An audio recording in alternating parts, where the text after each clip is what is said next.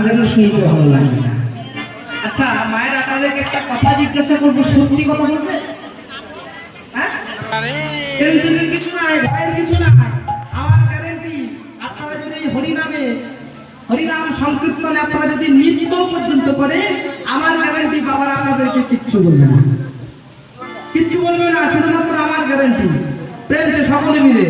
কিন্তু এসব বাদ দিয়ে এই যে বক্স এসব নিয়ে যদি পাশে কোথাও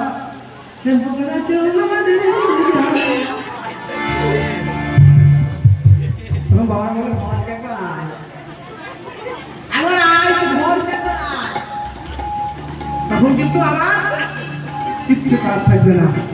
সকলে মিলে রাধা রানী